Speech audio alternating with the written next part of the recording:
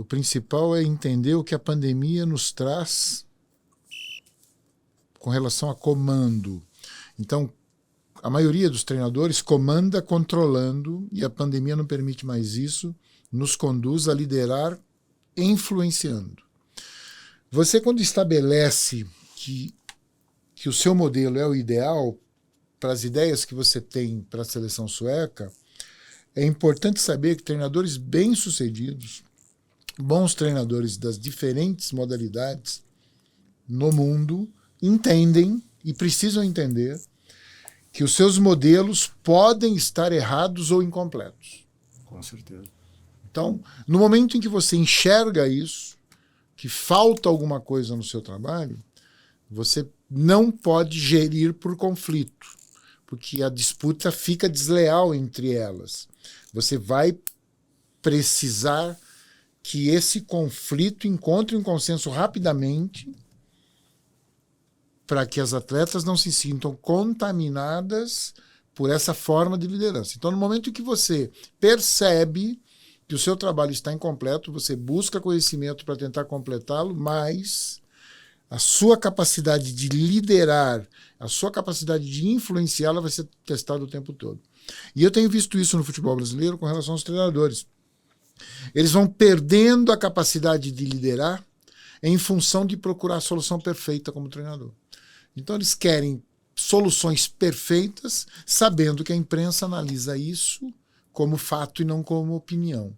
Então hoje você tem visto na imprensa brasileira e nas diferentes modalidades eu não faria, eu não substituiria, eu não apitaria. Não é mais na minha opinião. Os comentaristas. Exatamente isso. Então não é mais na minha opinião, ele deveria ter feito isso.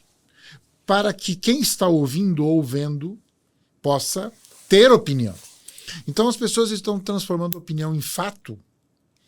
Olha, ele errou. O cara crava na transmissão. E isso tem sido contraproducente e principalmente parte da desconstrução do treinador brasileiro, porque isso viraliza, a rede social hoje ela faz andar, né? Você impulsiona isso.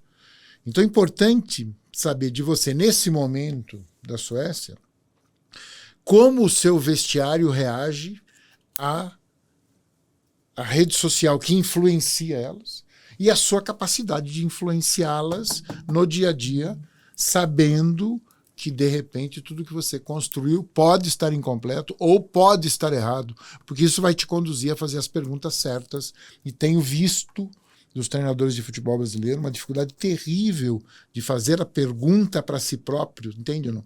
Aquela introspecção partindo da premissa de que eu estou errado nesse momento e o meu trabalho está incompleto, ele deixa de se fazer a pergunta correta e começa aquele processo de derrota, perde pressão até perder o emprego.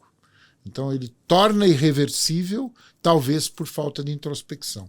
Então como é que você lá dentro vai entendendo esse processo de influenciar as meninas o tempo todo, que foi o que você acabou de dizer, mas no ponto de ruptura, entende não? No ponto em que uma líder, seja ela do treinador anterior ou as novas líderes da seleção, elas contestam, elas têm pensamento divergente, que é isso que a gente está procurando. Onde acontece o conflito.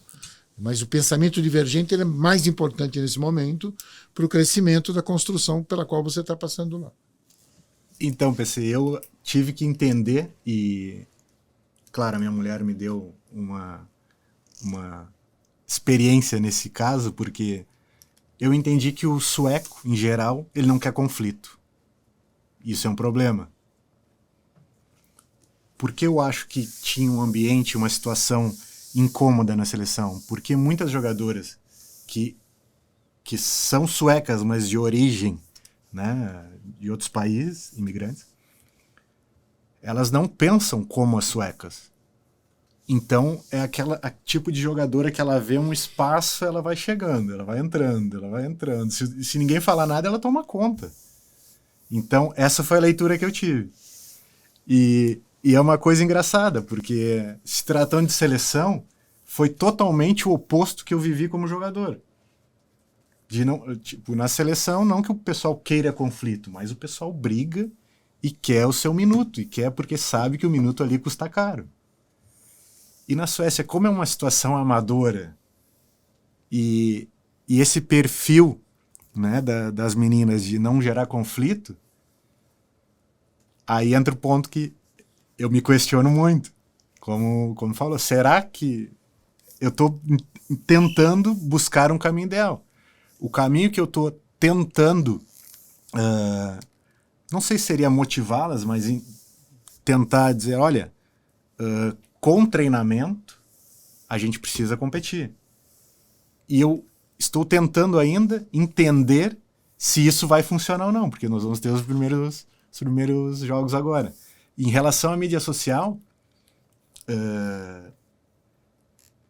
como falou, né, acelerou muito, né? O pessoal tá em casa, não tem nada que fazer, posta, fica verificando e vai, e bota um vídeo antigo e uma fotinho lá da seleção, fez um gol e coisa e tal. E uma mensagem que eu deixei muito clara para elas. Eu falei, olha, tomem cuidado, porque o que vocês não podem se confundir é o seguinte, a primeira coisa é a gente tem que saber aonde estamos e aonde queremos ir. Ponto. Depois disso, olha, eu não quero a gente perder de 4-2 e a jogadora que meteu 2 gols, infelizmente perdemos 4-2, deixo aqui os meus 2 gols, tipo, eu fiz a minha parte. Então, é uma situação que eu tenho muito claro na minha cabeça, mas tenho que adaptar a realidade do país e a personalidade delas, né? Então, eu ainda estou descobrindo e acredito pelo que eu vejo nos outros campeonatos, né? Pensei que os treinadores, eles em alguns momentos, eles fogem de algumas questões do lado... só vão pelo lado tático, mete informação dos jogadores, informação, e algumas questões que eles precisam solucionar, eles não solucionam. Então, não sei se eu me expliquei bem, mas eu acho que essas diferenças que existem. É muito fácil. Você está tratando as jogadoras ou os jogadores dos diferentes esportes como HDs.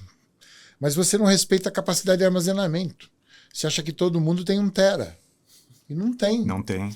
Então, assim, o principal dessa relação de influenciador, porque assim, o treinador hoje ele tem que ser um influenciador, senão ele não vai sobreviver em qualquer modalidade, é entender essa capacidade de armazenamento.